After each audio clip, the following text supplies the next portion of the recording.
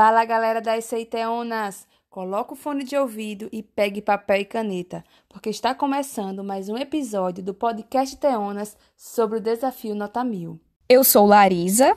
Eu sou Ramon. Eu sou Luísa. A 29ª semana do desafio possui como tema os principais desafios para a doação de órgãos no Brasil. E para discutir um pouco sobre esse tema, convidamos os professores Arthur e Ulisses.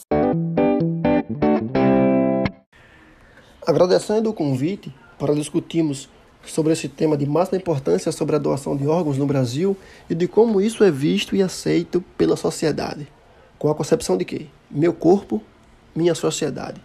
A doação de órgãos é um problema de relevância social e científica, pois envolve as formas como a vida é perpetuada através do corpo de outra pessoa, especificamente por meio de seus órgãos. O grande questionamento sobre essa atitude humana e social é quais são os fatores de resistência e de facilitação à doação de órgãos. O primeiro, de resistência, é justamente o narcisismo, né? É aquele apego pelo próprio corpo. O segundo, de facilitação, é o desejo de perpetuar-se a si mesmo e a vida. Então, todos nós estamos ligados a essa realidade para uma análise e compreensão da doação de órgãos. A partir de toda essa complexidade, principalmente na sociedade brasileira, julgamos ser relevante fazer uma distinção entre alguns dos fatores que possivelmente contribuem para a ocorrência ou não da doação de órgãos. Esses fatores parecem estar distribuídos em duas categorias gerais. Penso eu que sejam universais, né? Então, a saber, uma particular e a outra é pública, ou seja, o sujeito se divide em sua concepção particular e sua concepção pública, né, de sua vida. Então, a primeira compreende particularmente a relação que ele tem com o seu próprio corpo, e a segunda, como uma figura pública, é sua relação com a sociedade, enfim, com seu contexto social. Portanto, com esses dois fatores, influenciam na decisão da doação. Então, na categoria particular, agrupam-se os seguintes aspectos: o significado do próprio corpo, a percepção que se tem dele, o medo de sua mutilação, a morte, a catexia envolvida em cada órgão, ou seja, o apego, a imagem, o simbolismo e a representação do corpo e de seus órgãos. A segunda categoria, justamente a pública, que alinha-se à relação do indivíduo com os familiares, as informações que se tem sobre a doação de órgãos, a negação da morte do parente falecido, emoções de familiares envolvidas, crenças, mitos e superstições. Então, a mutilação do corpo, do familiar falecido após a morte, o contexto sociocultural, a influência da medicina e dos transplantes, a demanda social pela doação. Então, esses são fatores que influenciam muito na doação de órgãos ou não, certo? Então, vamos refletir aí diante da importância de doar. Enquanto você vive aí sua vida normalmente, realiza suas tarefas diárias sem dificuldade, tem a liberdade de ir e vir, já outras pessoas não. Estão aí à espera da vida. Vida que vem na forma de algum órgão que, doado, pode dar novo destino a alguém. Então, segundo o Ministério da Saúde, o número de doações de órgãos no Brasil aumentou em 2018, né, e vem aumentando a cada vez mais, mas ainda pode ser maior. A doação é, acima de tudo, um ato de amor, né? E o número de doadores ainda é pequeno, comparado, claro, né, à fila de pacientes que estão aí à espera de doações. Vários fatores incidem sobre esse problema. Um deles, que é a falta de informação, que talvez seja o maior deles, pois gera medo e incertezas. O desconhecimento sobre os processos de doação e, por vezes, até crenças religiosas, são barreiras ao ato tão nobre. É sempre importante ressaltar, por exemplo, claro, que o Cadastro Nacional de Receptores segue uma ordem rígida, baseada na compatibilidade, não sofrendo influências externas políticas, muito menos econômicas. Então, se você tem dúvidas se deve ou não se tornar um doador, faça o exercício. Se coloque aí no lugar do outro, daquele que está precisando de um órgão. O transplante é decisivo na vida daquela pessoa. Não é algo opcional, infelizmente. Um único doador pode beneficiar até 25 pessoas com o transplante de seus órgãos e tecidos. Imagine aí que você pode salvar 25 vidas. a doação não precisa ser feita necessariamente após a sua morte cerebral. Alguns transplantes podem ser feitos ainda em vida, como os de rins, parte do fígado, pâncreas, pulmão ou medula óssea. Com um processo regulamentado e que segue regras estritas, a doação de órgãos e tecidos é um processo simples, que começa com o cadastro do doador. A cédula de identificação, que todos possuem, é o principal meio de explicitar se você é doador ou não. Inclua isso na sua vida. Avise sua família. Não se omita. Espalhe a ideia. Quanto mais pessoas tiverem a consciência da magnitude do ato de doar, também mais pessoas terão novas chances de vida. Então, eu encerro aqui, agradecendo ao convite e que todos vocês façam uma ótima redação. Valeu! Muito boa sua fala, professor. Reforçamos a ideia de que qualquer pessoa, seja criança ou adulto, que recebeu um diagnóstico de morte cerebral, pode ser um doador de órgãos. Assim, é muito importante existir uma vontade declarada em vida de um possível doador, como por meio de uma carteirinha ou através da autorização das famílias após a sua morte. Além desses casos, é possível também doar órgãos em vida, como, por exemplo, doar um dos rins, uma medula óssea, uma parte do fígado, bem como parte de outros órgãos. Se for parente de quem irá receber, o doador precisa ter compatibilidade sanguínea e, caso não seja parente, deve existir uma autorização judicial. Para dar continuidade a essa discussão que está muito boa, nós vamos convidar agora o professor Arthur, que com certeza irá agregar ainda mais a esse momento. Seja bem-vindo, professor. Fala pessoal do podcast Teonas, beleza? Professor Ulisses aqui falando. E primeiramente eu gostaria de agradecer aos professores Ramon, Luísa e Larisa pela oportunidade e pelo convite para falar um pouquinho com vocês a respeito do tema da redação Nota 1000 dessa semana. E o tema é os principais desafios para a doação de órgãos no Brasil.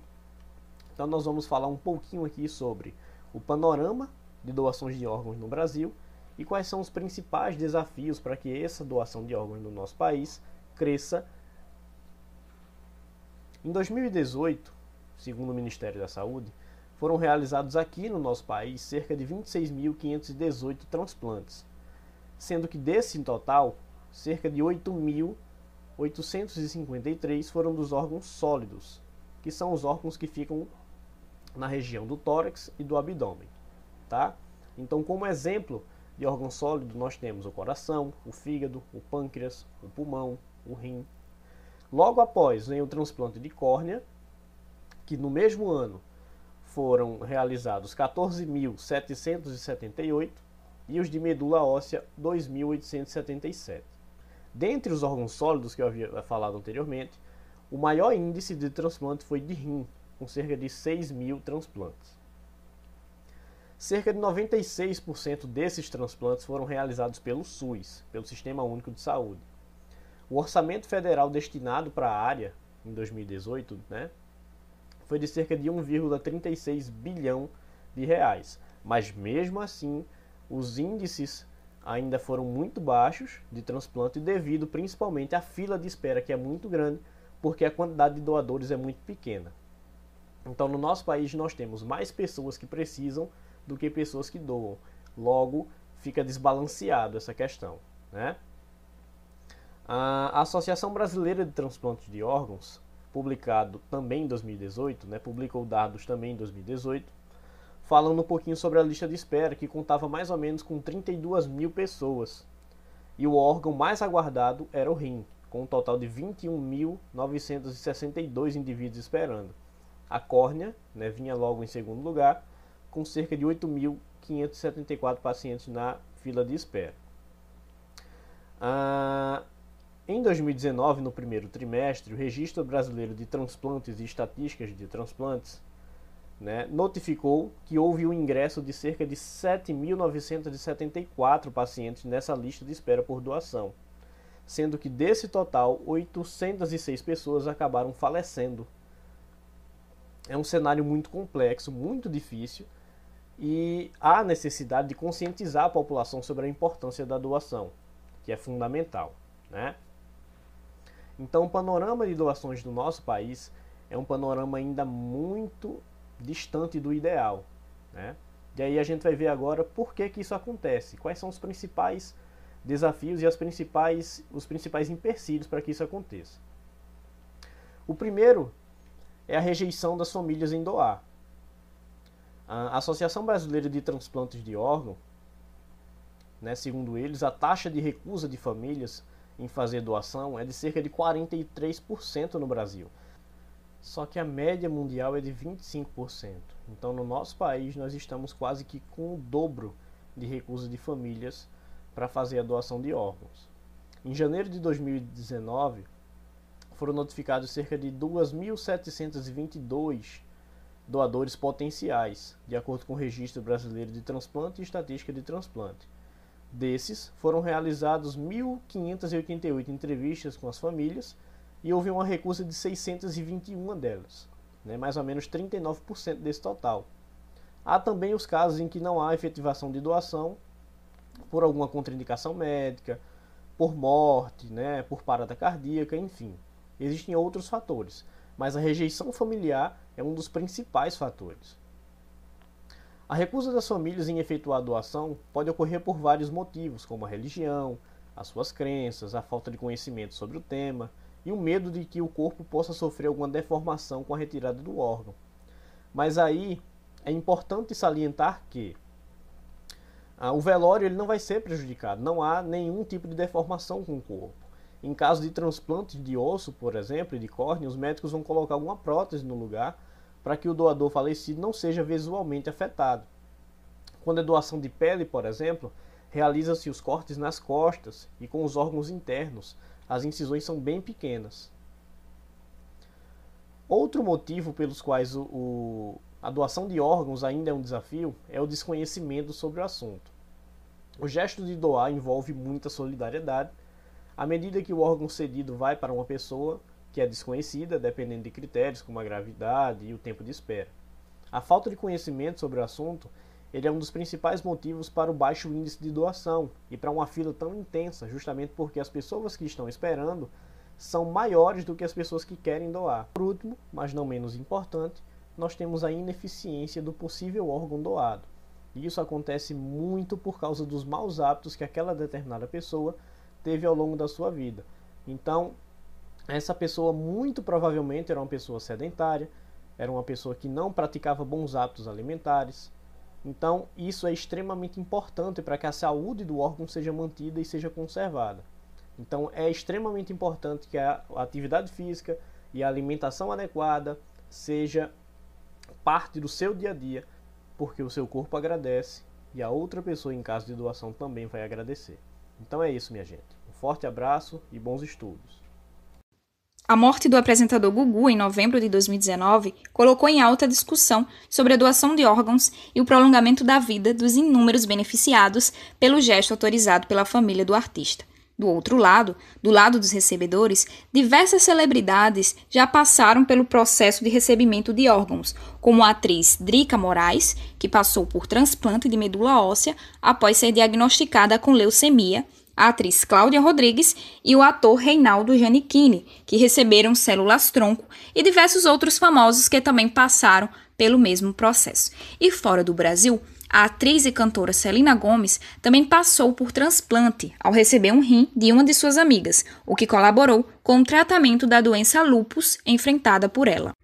Conforme foi bem discutido no episódio, o gesto de doar órgãos é de suma relevância para o prolongamento da vida de muitas pessoas que estão nas amplas filas de espera por órgãos e lutando contra o tempo. Por isso, os desafios que envolvem tal gesto precisam ser cada vez mais superados. O número de doadores precisa aumentar e o sistema de saúde deve acompanhar as futuras demandas para o êxito dessa ação. Finalizamos por aqui e esperamos que o episódio tenha sido bem proveitoso para todos que conferiram. Boa escrita de texto e até o próximo podcast.